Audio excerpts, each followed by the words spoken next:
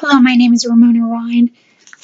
This video blog is for IDS-403, Preparing for the Future, Professor Yumiko Benford. This is Module 4, Technology and Identity.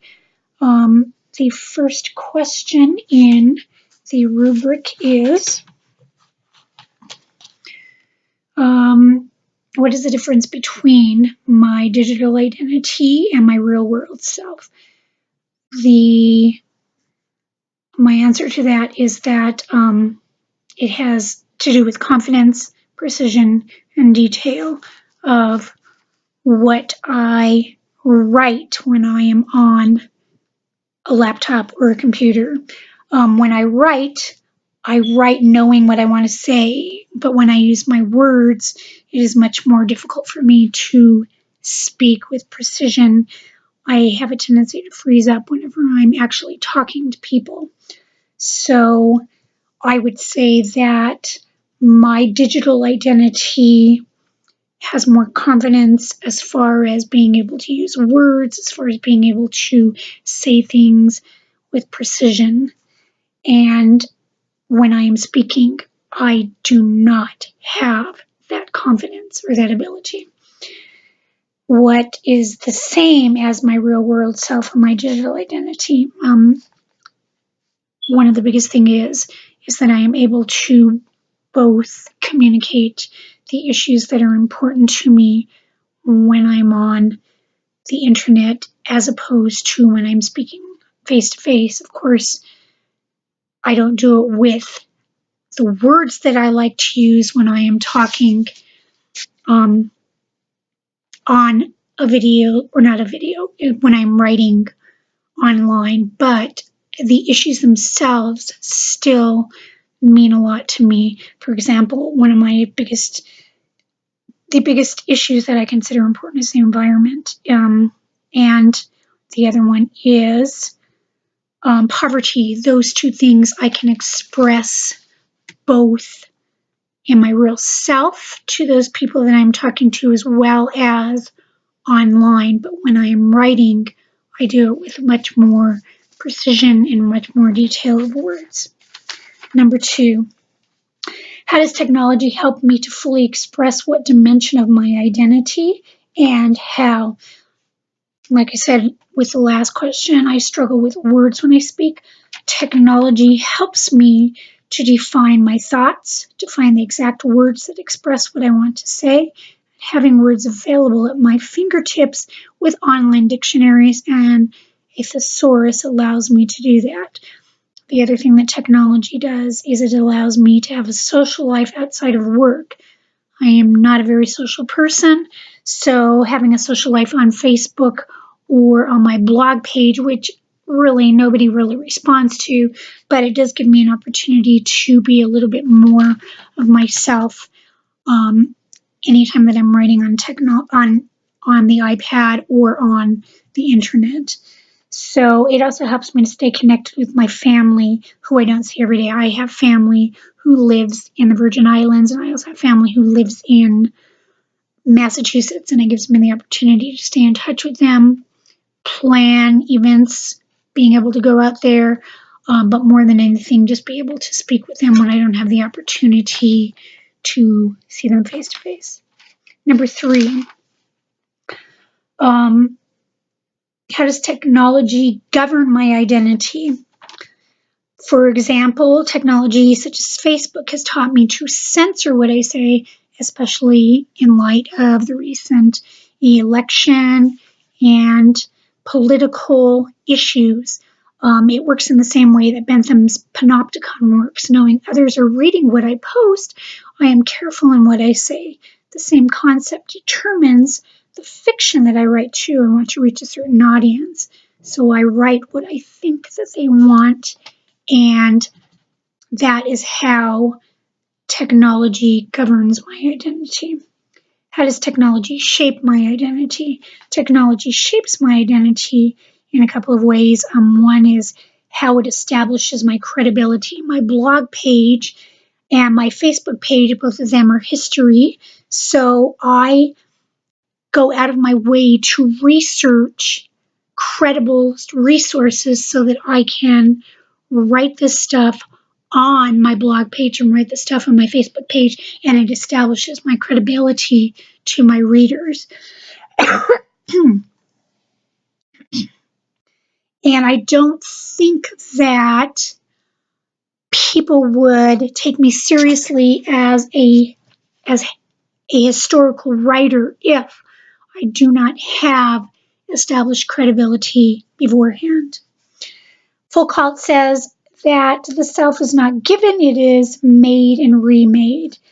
In that respect, I am by nature an anxious person.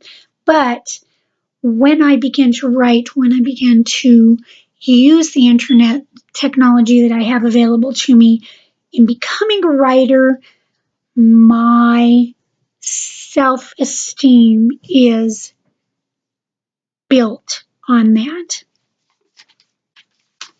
How does technology influence my identity? I post what I think is appealing to my readers. How I want to be seen to my readers is what I write. I want my viewers to think of me and determine who I am by what I put on paper. In Rainer's article, The Call of the Crowd, he says social media leads us to cultivate a prismatic self. Each self is managed and appropriately placed in our lives. I turn on the serious writer when I write for you loop, and when I'm more fun-loving and I want to do something more playful, I usually put funny memes on Facebook. And that influences my identity. It tells people that I have two different sides to me.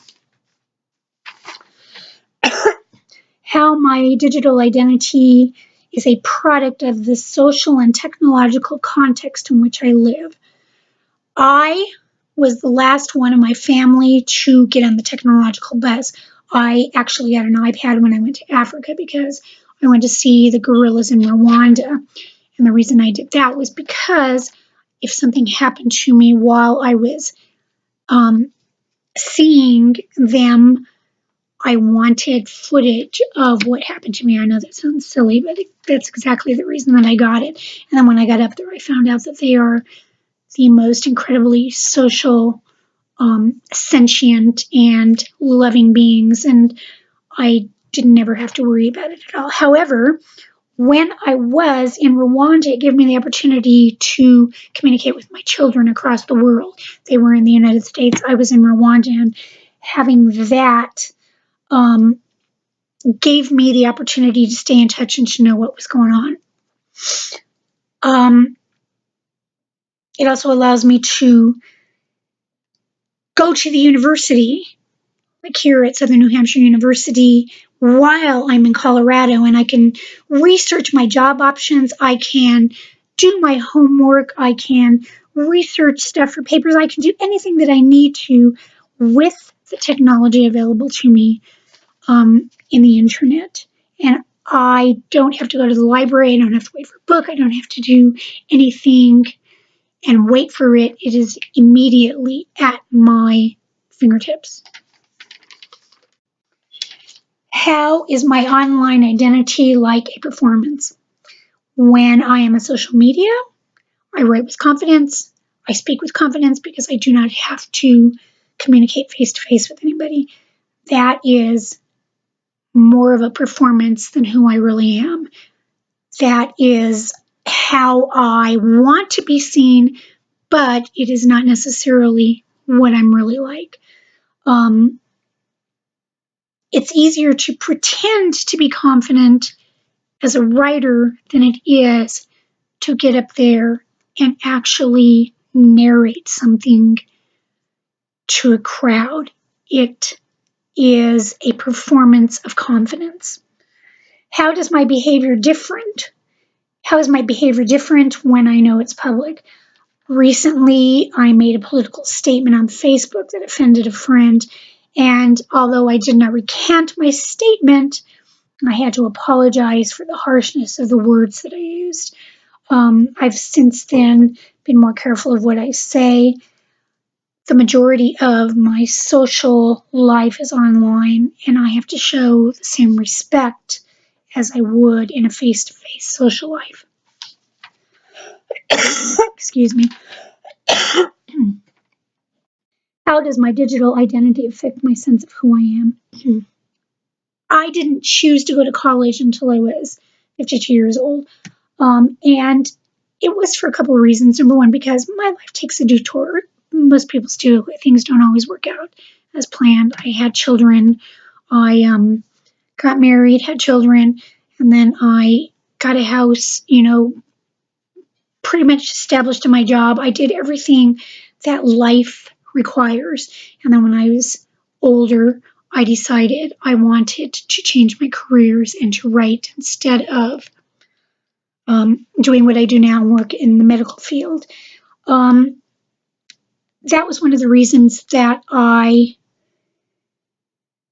have a different sense of who I am as opposed to when I was younger. The other thing is and again, it applies to the same thing, I do online classes because I am uncomfortable in social situations. I don't go out with people. I don't go out with friends.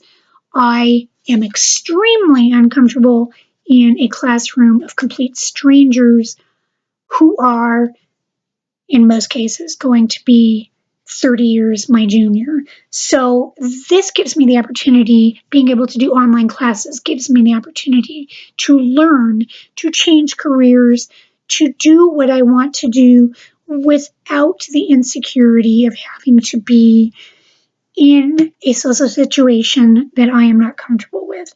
And being relieved of that worry has made me more confident academically, socially, and as a writer. I hope that I answered all of the questions that this assignment requires, and thank you very much.